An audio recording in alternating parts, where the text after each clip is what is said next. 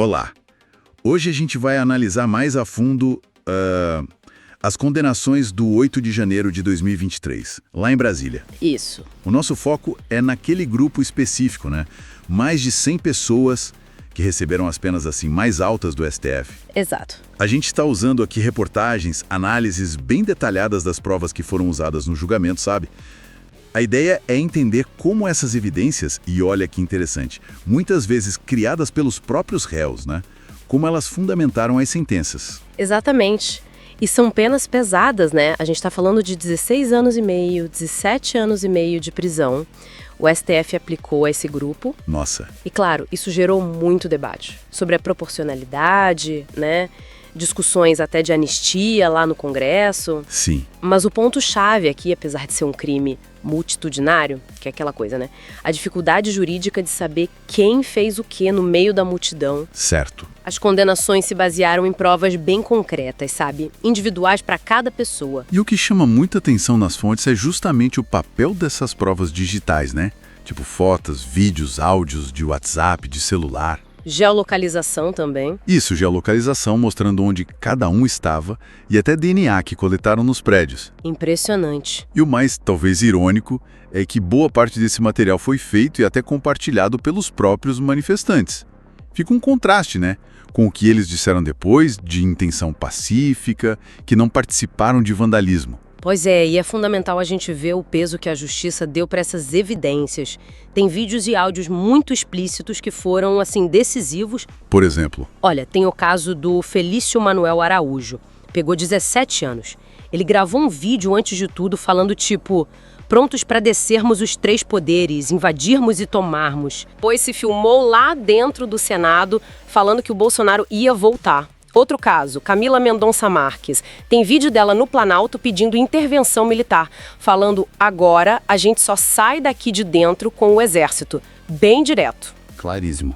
E o Osni Cavaleiro, filmado comemorando, falando: quebra tudo, quebra aí, é guerra. E tem muitas outras falas assim nos autos, sabe? Nós exigimos intervenção militar, ou se não quebrar, as Forças Armadas não vêm. Até comparações com 64. Mas uma coisa que eu fico pensando: como que esses registros, né, esses vídeos, áudios, se comparam com o que eles falaram depois nos depoimentos oficiais para a polícia ou para o juiz? Teve muita contradição? Teve sim, bastante. Alguns, logo que foram presos, admitiram coisas como querer impedir a posse do Lula ou forçar uma intervenção. Ah, admitiram no começo. Sim, Jaqueline Freitas Gimenez, por exemplo. O depoimento inicial dela indicava isso, que o objetivo era não deixar o Lula governar. Aí depois a defesa veio e disse que foi uma declaração espontânea, mas que não tinha prova de violência da parte dela.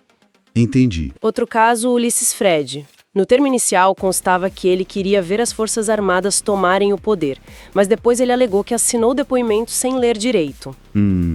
Mas aí entram as outras provas, imagino. Exatamente. Aí você tem o DNA encontrado nos locais, a geolocalização do celular mostrando que a pessoa andou sim entre os prédios invadidos, sabe? E as imagens das câmeras de segurança. O José Paulo Alfonso Barros, que pegou 17 anos e meio, foi identificado pelas câmeras quebrando vidraça e entrando no Congresso.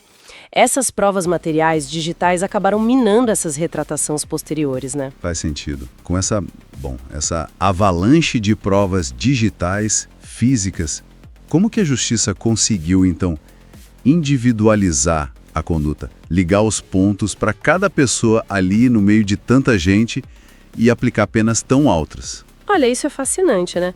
Como a justiça pesou essa aparente contradição entre o que foi filmado, o que foi dito ali na hora e o que foi declarado depois. Sim. Pelos votos que a gente vê dos ministros, eles se basearam muito nos atos que foram documentados, né? E nas falas que indicavam claramente o objetivo de derrubar o governo, de forçar uma intervenção militar. Entendi. Essas evidências foram consideradas como uma prova do caráter antidemocrático e violento das ações daqueles indivíduos específicos, não da multidão como um todo, mas daquela pessoa. Certo. E é importante lembrar que tem outro grupo, né, com penas um pouco menores, entre 11 e 14 anos. Isso mostra que houve sim uma análise caso a caso. É como a era digital mudou o jogo da prova em eventos assim. Com certeza. Essa impulsividade de registrar tudo, de compartilhar, às vezes pelos próprios envolvidos, né? Acabou criando um arquivo de evidências quase que irrefutável. E isso foi crucial para conseguir individualizar as ações e justificar essas condenações mais severas do 8 de janeiro. Precisamente. E essas condenações, por serem tão baseadas nessas provas digitais, elas levantam discussões importantes, né? Sobre a responsabilidade de cada um em atos coletivos e sobre o poder que essa documentação digital tem na justiça hoje em dia. É verdade. Fica até uma reflexão, né, nesse mundo hiperconectado que a gente vive, até que ponto esses rastros que a gente deixa, um vídeo, uma mensagem, a localização do celular, podem acabar se tornando testemunhas silenciosas e, às vezes, testemunhas decisivas contra nós mesmos. Não importa o que a gente diga depois sobre nossas intenções. Uma questão profunda para a gente pensar. Até a próxima, pessoal! E só lembrando, pessoal, hoje temos uma live especial aqui no canal. Excepcionalmente às 21h30, vamos estar ao vivo para discutir os bastidores, as verdades escondidas e tudo que a grande mídia não mostra. Então já ativa o lembrete, separa. Teu café e vem com a gente. Te esperamos logo mais, às 21h30, aqui no canal Lula. Foco no fato.